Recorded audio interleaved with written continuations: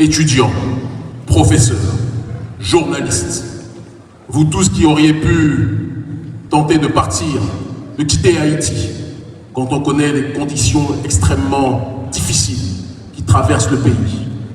Vous tous qui auriez pu prendre l'avion pour vous retrouver ailleurs, et on n'aurait pas eu à vous juger, parce que la situation que connaît notre peuple dans la diaspora ou ici au pays est toujours les plus difficiles. Vous avez décidé de rester, vous avez décidé d'endurer les difficultés. Et pour cela, pour cet exemple, pour cette résilience, pour cette dignité, je vous demande de vous applaudir avec la plus grande puissance et que toutes les caméras du monde entier puissent vous entendre plus fort encore, s'il vous plaît.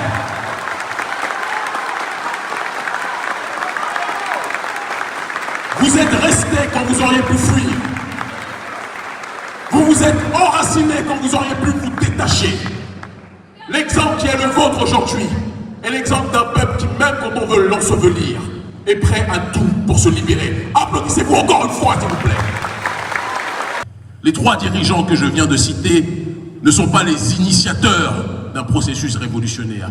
Ils sont le résultat d'une mobilisation de plusieurs années, des masses populaires de cette région qui ont décidé de prendre en charge leur destinée, qui ont décidé d'arrêter de subir la persécution, qui ont décidé d'arrêter de subir l'injustice sociale. Ils voyaient la corruption comme vous la voyez.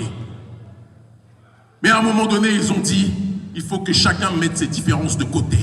Il faut qu'on arrête les batailles au niveau horizontal et qu'on agisse dans le cadre du combat au niveau vertical. Unifier la base et se battre contre le sommet.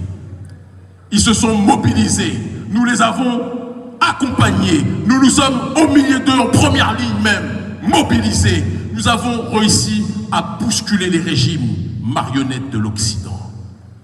Le président du Mali est tombé. Le président du Burkina Faso est tombé.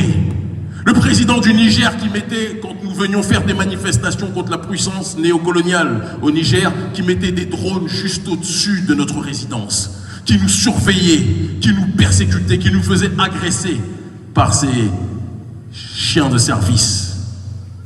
Le président du Niger a chuté parce que le peuple a décidé de croire en lui-même. Qu'est-ce qui fait la différence aujourd'hui entre le peuple au Sahel et le peuple haïtien?